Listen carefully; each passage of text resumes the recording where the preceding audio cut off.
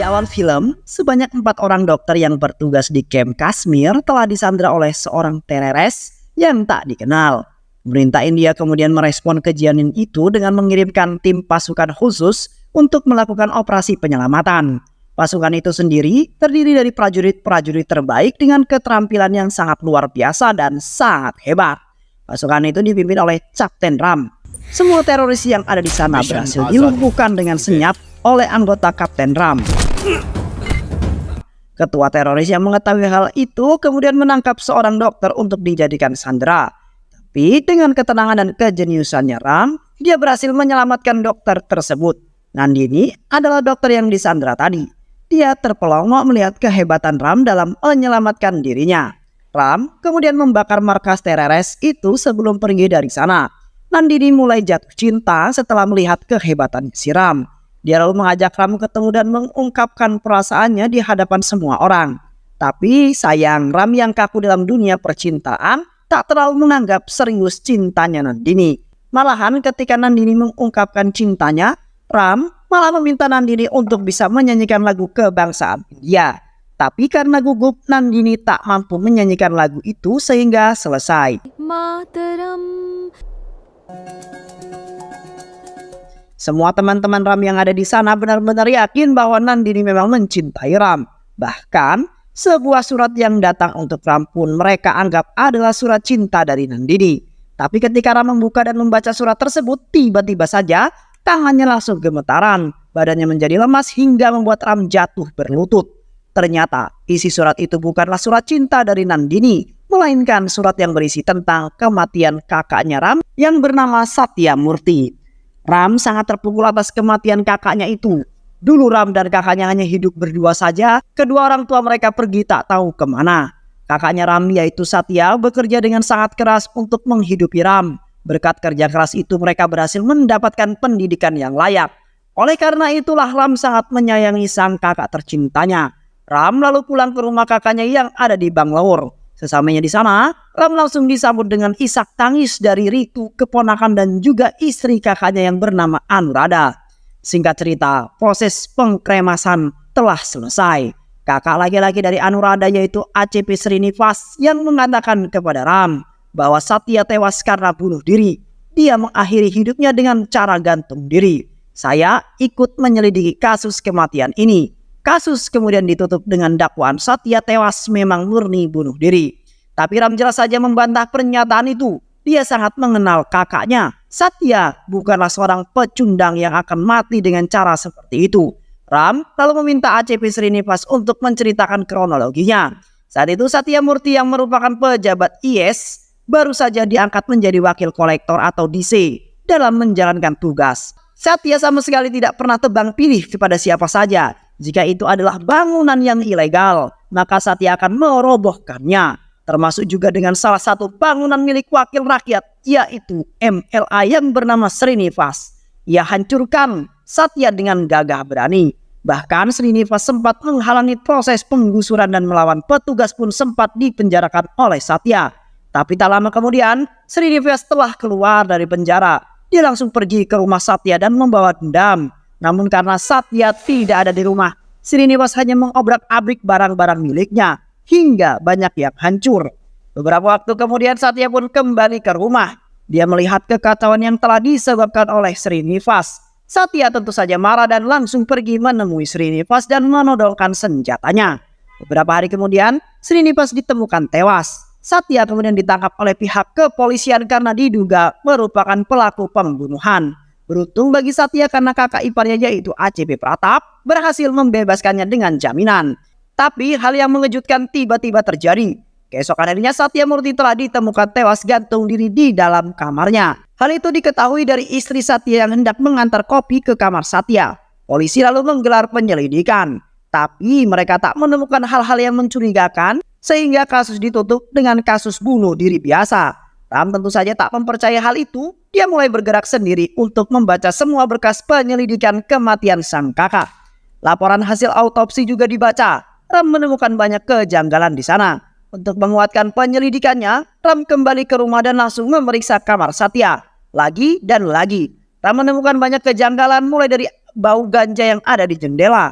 angin di sofa yang sudah kempes, dan tidak adanya sidik jari Satya di komputer miliknya. Ram menilai pasti ada seseorang yang telah menghapus sidik jari kakaknya. Bahkan, Ram juga menemukan hal yang lebih mengejutkan lagi, yaitu tali yang digunakan oleh kakaknya untuk bunuh diri, itu diikat dengan tangan kiri. Sedangkan Satya sama sekali bukanlah orang yang kidal. Atas dasar kejanggalan itulah, Ram sangat yakin bahwa kakaknya Satya Murti telah dibunuh oleh seseorang. ACP Pratap sangat terkejut mendengar semua pernyataan itu. Dia sama sekali tidak mengetahui itu semua saat melakukan sebuah penyelidikan. ACP Pratap lalu berjanji kepada Ram bahwa dia akan kembali membuka kasus kematian Satya dan akan segera melakukan penyelidikan ulang. Walaupun sudah mendengar hal itu, nyatanya tak membuat Ram diam begitu saja. Dia tetap bergerak melakukan penyelidikan sendiri. Suatu hari, Ram pergi ke rumah sakit untuk menemui Dr. Ravindra. Diketahui Dr. Ravindra adalah dokter yang melakukan autopsi jenazah Satya. Namun sesampai di rumah sakit, salah satu pegawai rumah sakit mengatakan kepada Satya bahwa Dr. Ravindra sedang tidak ada di ruangan karena sedang cuti. Secara kebetulan, Dr. Nandini baru saja tiba di rumah sakit. Ternyata, Dr. Nandini bekerja di rumah sakit yang sama dengan Dr. Ravindra. Nandini sangat terkejut ketika melihat Ram ada di rumah sakit itu. Dia mengira Ram sengaja datang untuk menemui dirinya. Dr. Nandini berjalan mendekati Ram sambil menebarkan pesonanya. Tapi Ram sama sekali tak menghiraukan dirinya.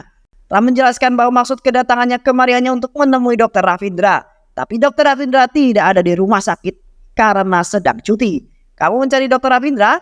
Dia ada kok di ruangannya, ujar Nandini. Ram menjadi curiga dengan apa yang terjadi di sana. Nandini kemudian mengantarkan Ram untuk menemui Dr. Ravindra. Ram menanyakan tentang kejanggalan otopsi Satya Murti kepada Dr. Ravindra. Untuk membuktikan kejanggalannya, Ram lalu menjelaskan bahwa orang yang melakukan bunuh diri itu seharusnya memiliki tanda U di lehernya. Tapi mengapa leher Satya Murti adalah memiliki tanda V di lehernya? Itu artinya dia bukan gantung diri. Dia dijerat paksa oleh orang tak dikenal. Baru kemudian digantung seolah-olah seperti orang bunuh diri. Dr. Ravindra mendengar hal tersebut tak mampu berkata apa-apa. Tubuhnya berkeringat dingin. Dia lalu mengusir Ram untuk segera pergi dari ruangannya. Ram yang melihat tindakan aneh Dr. Ravindra itu semakin yakin.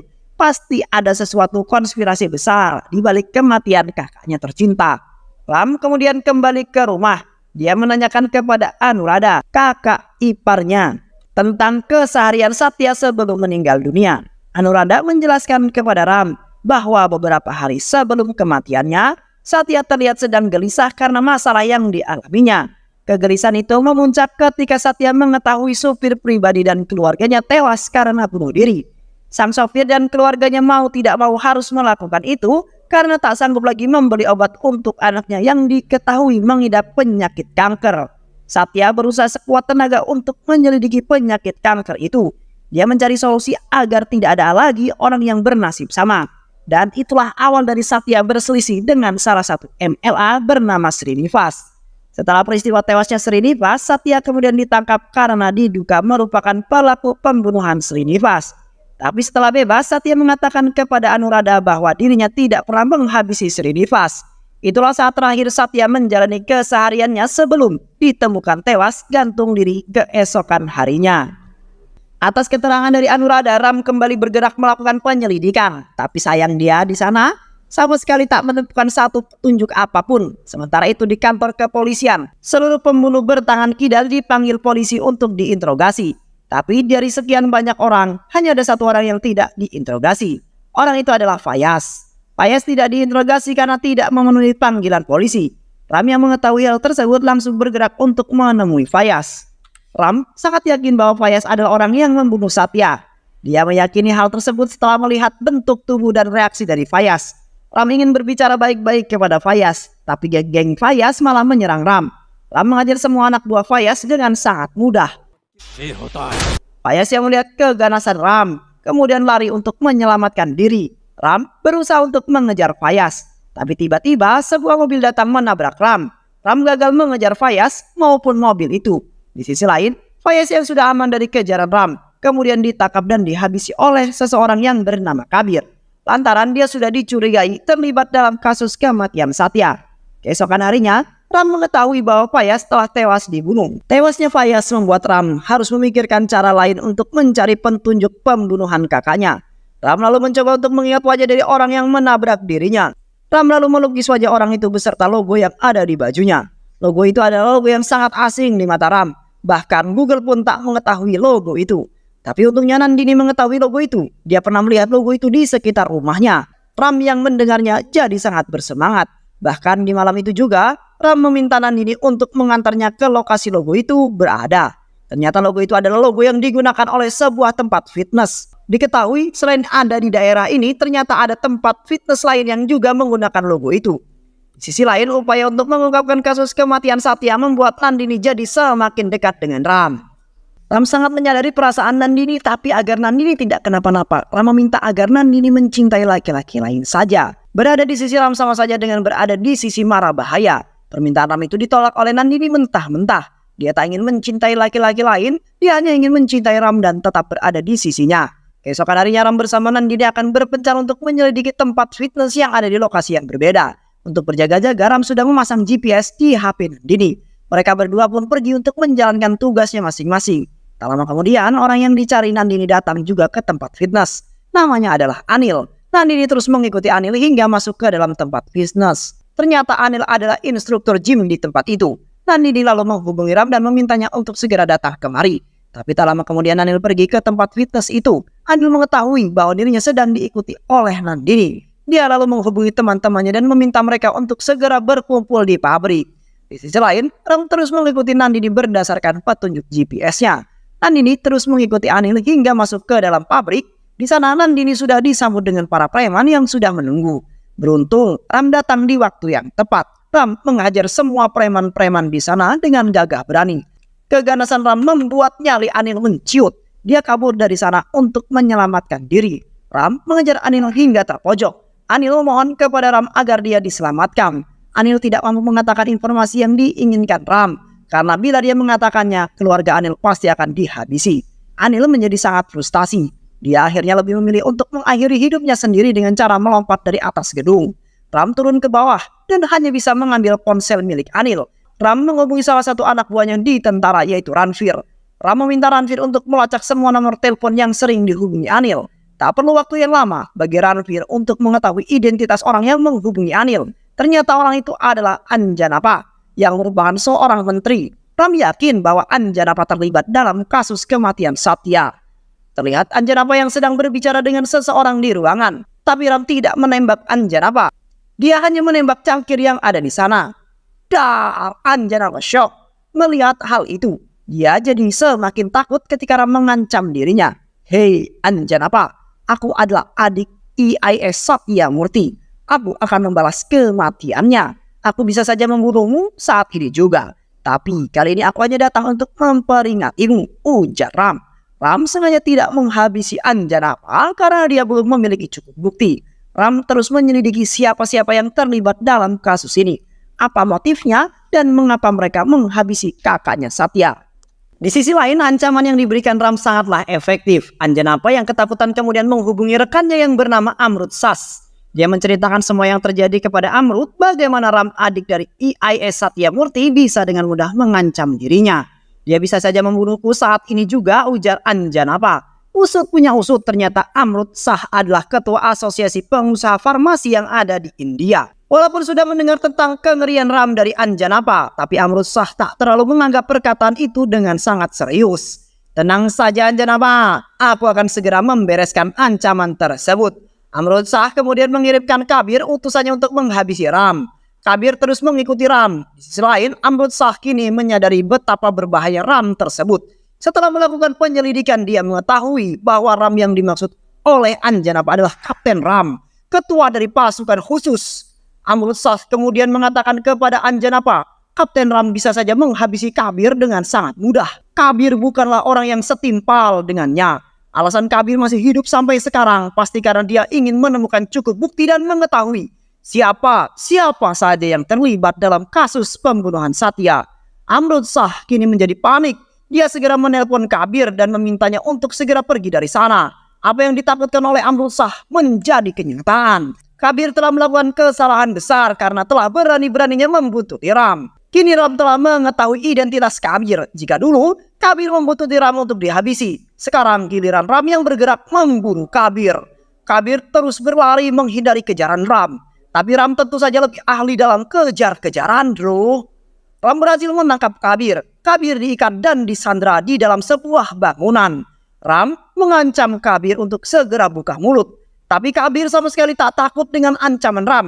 Dia tidak akan menceritakan apa yang telah terjadi. Menghadapi orang yang keras kepala seperti Kabir tak membuat Ram merasa kesulitan sedikit pun. Karena Ram telah biasa menginterogasi teroris hingga berhasil membuka mulut. Berbagai siksaan dan ancaman dilakukan oleh Ram yang membuat Kabir ketakutan. Hingga pada akhirnya Kabir mengatakan apa yang telah terjadi. Dia menceritakan bagaimana kronologi IAS Satyamurti bisa bunuh diri. Usut punya usut. Ternyata tragedi itu bermula ketika sopir pribadi Satya dan keluarganya tewas bunuh diri. Satya melakukan penyelidikan untuk menemukan solusi atas harga obat penyakit kanker yang sangat mahal. Satya ingin agar harga obat itu bisa menjadi murah dan dapat dijangkau oleh orang-orang miskin. Itulah mengapa Satya pergi menemui beberapa dokter dan mewawancarainya. Hasil dari wawancara itu Satya tuangkan ke dalam laporannya. Satya lalu mempresentasikan hasil laporan tersebut di depan Menteri Anjanapa. Dengan harapan Anjanapa akan memberikan dukungannya. Satya menjelaskan bahwa berjuta-juta rakyat India telah tewas setiap tahunnya karena tak mampu membeli obat. Solusi dari masalah ini adalah dengan menggunakan obat generik. Obat generik adalah obat yang harganya cukup murah sehingga bisa dijangkau oleh semua orang. Berbeda hal dengan obat yang bermerek buatan pabrik farmasi yang harganya sangatlah mahal. Contohnya saja dalam masalah kanker. Harga obat generik yang murah seharusnya bisa menyelamatkan para penderita kanker. Tapi obat tersebut telah dibeli oleh pabrik farmasi dan dijual kembali dengan harga yang sangat mahal. Satya menyarankan jika pemerintah bisa menjamin produksi dan distribusi obat generik ini hingga sampai ke pelosok-pelosok desa, maka pemerintah pasti bisa menjamin keselamatan berjuta-juta rakyat India. Menteri Anjanapa berpura-pura mendukung usulan Satya tersebut. Tapi di balik sisi, dia sebenarnya sangat menentang usulan tersebut. Menteri Anjanapa melaporkan usulan Satya itu kepada Amrit Shah, Ketua Asosiasi Pengusaha Farmasi. Amrit Shah tentu saja sangat tidak mendukung usulan itu. Karena bila usulan itu bisa terrealisasi, tentu saja keuntungan yang didapat Amrit Shah bisa berkurang drastis. Oleh karena itulah mereka semua lalu mengundang Satya untuk bertemu di suatu tempat. Amrit Shah menawarkan uang yang sangat banyak agar Satya mengurungkan niatnya itu. Tapi Satya tentu saja menolak. Mau seberapa banyak pun kau menyuapku, itu semua tidak akan sebanding dengan nyawa rakyat India yang melayang. Aku akan tetap pada pendirianku, ungkap Satya. Perkataan Satya itu membuat Menteri Anjanapa dan Amrit Shah menjadi kesal. Mereka lalu merancang skenario untuk menjebak Satya. Mereka akan memberikan Satya tuduhan palsu sebagai pelaku pembunuhan MLA Srinivas. Padahal saat momen Satya menodongkan pistol pada MLA Srinivas itu, dia sama sekali tidak membunuh Srinivas. Satya hanya menembakkan pistol ke udara sebagai peringatan pada Srinivas. Sedangkan Srinivas tewas di tangan Fayaz. Saat itu Fayaz yang dikirim oleh Menteri Anjanapa tiba-tiba saja datang ke hadapan Anjanapa dan menembaknya. Tembakan itulah yang membuat Srinivas tewas seketika. Tewasnya Fayaz membuat pihak kepolisian yang menangkap Satya atas tuduhan palsu tersebut. Tapi tak lama kemudian Satya berhasil dibebaskan walaupun dengan jaminan. Satya yang sudah bebas yakin bahwa semua ini adalah ulah Menteri Anjanapa. Dia menghubungi Menteri Anjanapa dan menyampaikan padanya bahwa dia tidak takut dengan apa yang dilakukan Anjanapa. Dia akan tetap berdiri tegak untuk membantu semua rakyat miskin. Menteri Anjanapa yang mendengar hal itu merasa tidak nyaman. Dia sekali lagi meminta agar Satya segera mundur dari niatnya itu. Tapi lagi dan lagi, untuk yang kedua kalinya Satya tetap berpegang teguh pada pendiriannya. Obrolan kita ini sudah aku rekam. Aku akan segera melaporkanmu pada kepolisian. Kau akan segera kehilangan jabatan menterimu itu, ujar Satya. Anjanapa menjadi panik setelah mendengar hal tersebut. Dia tak ingin Satya menghancurkan hidupnya. Malam itu juga Anjanapa menyuruh Fayaz, Kabir dan Anil untuk segera menghabisi Satya. Mereka bertiga lalu pergi ke rumah Satya. Sebenarnya Satya mampu mengalahkan mereka bertiga. Namun Satya menjadi tak berdaya ketika Kabir memperlihatkan anak dan istri Satya yang sudah berada di genggaman Anil. Jika Satya melawan, Anil bisa saja menghabisi keluarga Satya dengan sangat mudah. Satya bingung, dia tak tahu harus berbuat apa. Satya kemudian disuntikan sebuah obat dan kemudian jatuh terkapar.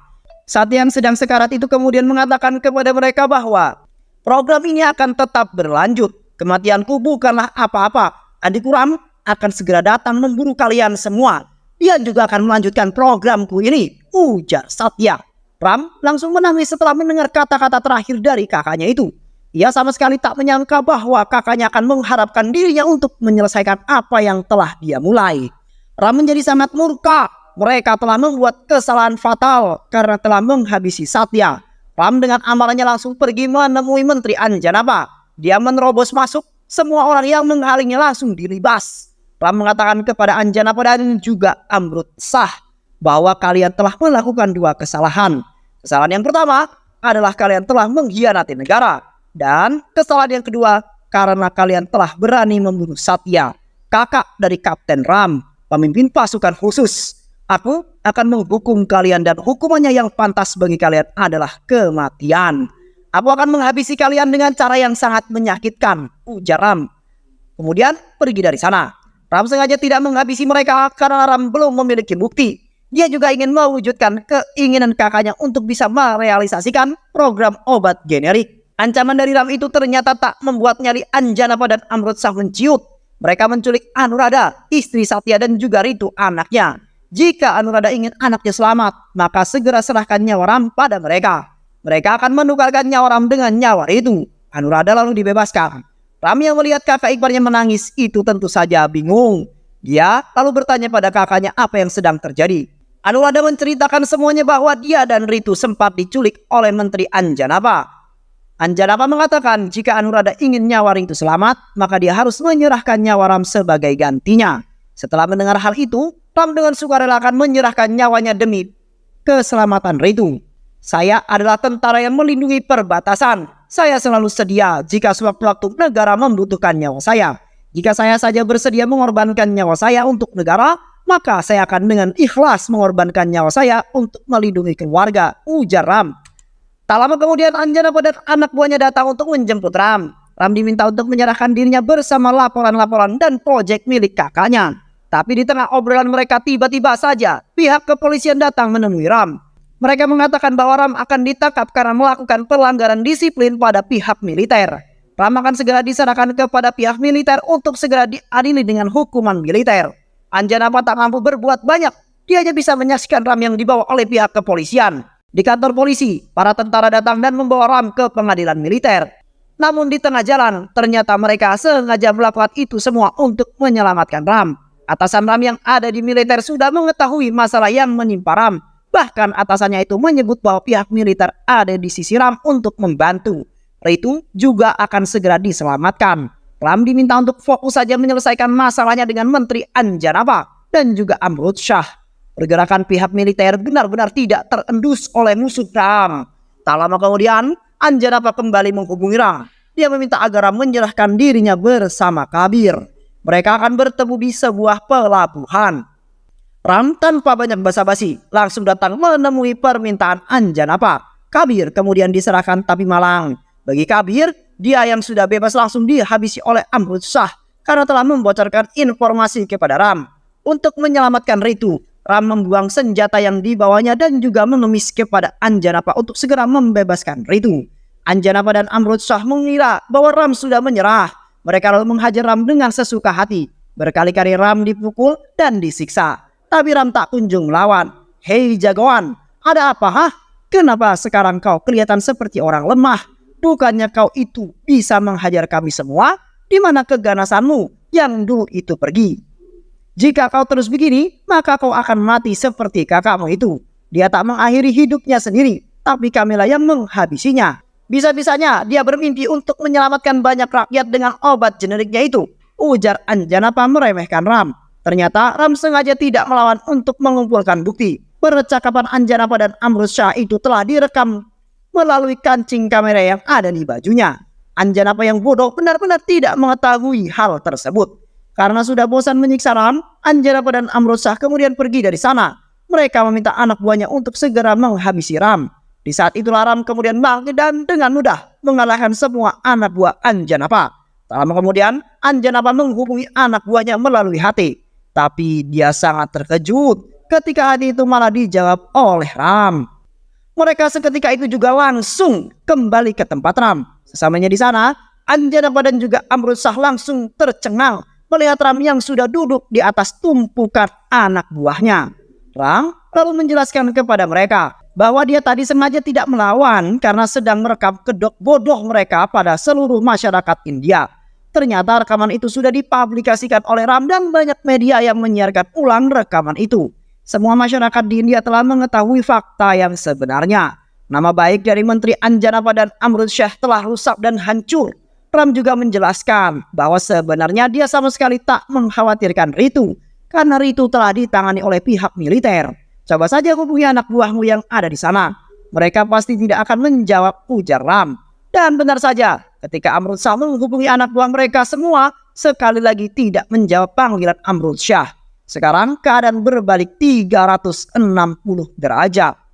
Giliran Ram yang akan membalas semua perbuatan mereka. Ram langsung menghajar Anjanaba dan juga Amrutsah dengan sesuka hati. Dia menggaplok mereka dengan membabi buta. Ram lalu menghukum mereka dengan cara yang mengenaskan. Mereka digantung oleh Ram hingga tewas, seperti mereka yang menggantung Satyamurti, kakak tercinta Ram. Tak lama kemudian, pihak kepolisian datang setelah masalah selesai. Mereka datang untuk mengamankan anak buah Anjanaba dan Amrutsah yang ada di sana. Media lalu memperbaiki nama baik IAS Satyamurti. Mimpi Satya tentang obat generik juga berhasil diwujudkan. Banyak masyarakat yang berdemo menuntut pemerintah agar menjalankan program obat generik itu. Di sisi lain, Ram kembali bertugas sebagai tentara khusus di perbatasan untuk menjaga kedaulatan negaranya. Istri dan anak Satya pun kembali menjalani kehidupan mereka dengan bahagia. Dan film pun selesai.